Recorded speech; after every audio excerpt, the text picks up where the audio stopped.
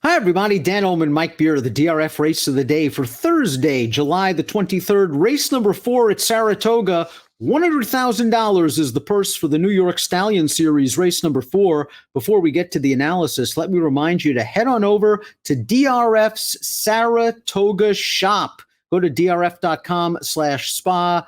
You get to have PPs, picks, clock reports, betting strategies, and the exclusive home of buyer speed figures. It's the must-have tools to win big at Saratoga, drf.com/spa. Here's the field for race number 4 at the Spa on Thursday. We're going 1 1/16 on the inner 3-year-old fillies in the New York Stallion Series. You can download free formulator past performances for this race on the Race of the Day event page at drf.com.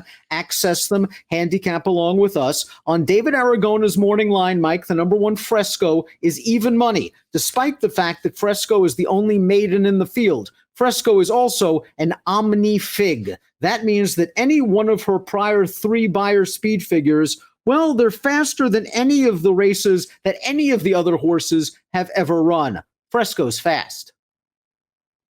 Yeah, I mean, she hasn't won a race yet. She's actually run pretty well in all 3 of her starts, though, Dan. I mean, I sort of looked at it and felt like, as a horse who's going to be a short price in this race, she doesn't have to win. So I'm not going to argue with anybody who wants to try to beat her in here. But I thought she'd be pretty tough. Timeform US pace projector as a horse trying turf for the first time, expected to make the lead. That's the 6 Nicky Scissors. Nicky Scissors has shown plenty of speed on the dirt, and I would think that Brad Cox is going to tell Javier Castellano, send, and maybe she can just take this field gate to wire, because to be honest with you, in watching some of the favorites races, one has to wonder if Fresco has a little bit of hang in her. Let's watch Fresco's last start. June the 25th at Belmont. She's even money. She's the beaten favorite for the second race in a row. She's cruising up on the outside in the green and yellow silks, and at the quarter pole, it looks like she's going to win comfortably. And she just can't get by Silky Blue, who's 18-1. She's actually by Silky Blue, but she can't seal the deal. And I thought the same way about her career debut, where she was moving comfortably and she just didn't finish. Does that worry you? It concerns me a little bit. I mean, that, certainly her last race was a race that she could have won. If you want to say she should have won, all right, that's probably true. The horse that beat her, though, was a very lightly raced horse with a really nice pedigree. So, at this stage of the game, and we still have to see how it all plays out, Dan. But I don't think it was maybe a terrible loss, even if she should have won it. We'll see what happens. I looked very hard at alternatives to this horse in here, and I really didn't find one. But again, I'm not going to argue with anybody who wants to try to beat her. Maybe Dixie Cannon is a little bit of a sleeper. She's very light on buyer speed figures. She won her last 2 starts as a 2-year-old in the Mid-Atlantic region. And then trainer Kelly Rubley found a very tough spot for her seasonal debut. It was her first race off about an 8-month layoff. She was the only 3-year-old in a field full of salty optional claimers. The winner of that race coming back to run second in an open stakes race at Indiana Grand with an 89 buyer. So now she's dropping back in with 3-year-olds. She's in with New York breds for the first time, and she has a little bit of tactical speed. Yeah, I mean, I thought this horse was clearly the alternative to the favorite. If you're going to bet against her, in my opinion, you're supposed to do it with Dixie Cannon. I almost put her on top. I wound up putting her second. But I liked her races as a 2-year-old. I know they're not fast, but she was, still a baby then, and she was improving with every race. And you're absolutely right about her last start, Dan. A really tough spot. The pace was fast. She looked a little bit keen to me early in that race. They had a little bit of trouble getting her to settle early in there, and she only tired. I mean, she made it all the way into the stretch before she got tired. So it's not that poor a performance. I think she's a dangerous horse in here. And folks, look at formulator stats. Kelly Rubley's stats with horses coming off 180-day layoffs, they are not good. Usually the horses do a lot better second time back, and Dixie Cannon now has a race under her belt. She might improve. Second start off the layoff. Officer Hutchy is the number 3. Now, Officer Hutchy is expected to show stretch out speed for Linda Rice. They tried turf with her last time out. She had to go fast in the early portion of that race, and she paid the price. I still think she has to prove she's good enough on turf going long, but she is stakes placed on the dirt. Yeah, not bad on dirt. There is a little turf pedigree on the bottom. They just ran her here over the weekend at Saratoga sprinting. It didn't go well. I don't know if she'll come back in this spot or not. If she does, I thought she was hard to like. Apollo's Abraxas did do some good things last time out to win. I know it was a $40,000 maiden claimer, but she was stretching it from 6 furlongs to 1.125 miles. It helped that Eric Consell nursed her along on a beautiful ride and a beautiful easy lead. Let's watch the race. Apollo's Abraxas just got clear. They went 3/4 in 14 and 4. And right here at the 3/16 pole, it's all over but the shouting. He has built an insurmountable lead, has Consell. They're going to try to come get her, but Apollo's Abraxas has enough at the wire. It's going to be a different situation from a pace standpoint here.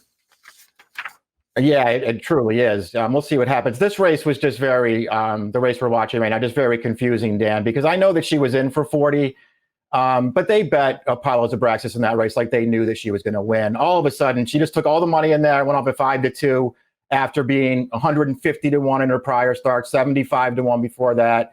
You know, had never really been competitive in any of her races. And all of a sudden, they bet her strong from start to finish. And they're like, they knew she was going to win.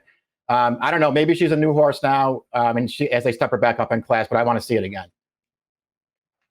Holmdel Park is going to try to prove that she can handle this distance. Her best race did come on turf, 2 starts back sprinting. She earned a 68 by her speed figure, and I thought all things considered in her first start off of the break, she ran okay. She regressed on the dirt in her most recent start, but I think she might be a turf horse, and the question is distance. I'm just not sure. I look at this pedigree, I see a lot of speed. Yeah, I worried about the distance too. I kind of with you. I think I prefer her as a turf horse. She seems like she's fine on either surface. I kind of prefer her on turf right now. We'll see what happens. Her race off the layoff on the grass there sprinting, there was a good pace going on in there. I thought overall she had a good trip. It just wasn't quite good enough, but she didn't run terribly in there. I thought she was mildly interested in here. There are a lot of questions that the number 6 Nicky Scissors must answer. One is turf. She's by Mission Impassable, a good stallion in New York, but one that is only 5 for 101 with first-time turf runners. And in looking in this female family, I just didn't see a lot of grass influences. The second question is, this filly was trained by Jason Service, the controversial Jason Service, and is now making her first start off the layoff for Brad Cox. I really like the way she won her maiden sprinting on dirt 2 starts back. She dueled into defeat last time out in the Maddie May. If she gets loose, she could be very tough to catch, but I'm just not sure she's a turf horse. Yeah, I didn't think she was either. I mean, she's just not my kind of horse. I don't want to bet her in here. I don't really like any of her dirt races necessarily, even when she broke her maiden by 10. I mean, she got to the lead in there. She rated it a half and almost 50. Nobody challenged her. Going 6.5 furlongs, a half and almost 50. I mean, that race was kind of a joke. I'm just not sure how good she is, Dan, and I didn't see any turf pedigree. Honey Bernardini pulled off a gigantic upset in her career debut going 6 furlongs. She went off at 47-1 and was able to win it. They stretched her out slightly, stepped her up in class, and she was unable to replicate that performance. From a pedigree standpoint, I would expect her to get the 2 turns. Her sire Alpha dead heated for the win in the 1.25 mile Travers. Yeah, that's true. This horse isn't, if you wanted to just take a shot with somebody outside of the logical horses, to me, this would be the right horse. She didn't run well last time, but that pace, that race just totally fell apart 11 days ago. She was close up, didn't really run that well, but I thought her debut was legitimately good, Dan. I know she was a big price in there, but I actually felt like she ran a really nice race. Let's take a look at our top selections for Thursday's race of the day, the New York Stallion Series. We're hoping that Fresco can graduate from the maiden ranks in a $100,000 stakes race. The New York Stallion Series, you're going 1-2, I'm going 1-5. Fresco is going to be tough, but listen, as you said before, she's not exactly the most reliable even money shot in the world. Yeah, I don't know if she has to win. I'm not going to really take any shots against her, I don't think. I'll use a little bit of the 2 somewhere. They're the only 2 horses I was really interested in now. 1-2-7-5 for Mike, 1-5-6-2 for me. The New York Stallion Series, race number 4 at the Spa on Thursday, has an approximate post time of 2:29 Eastern. Good luck.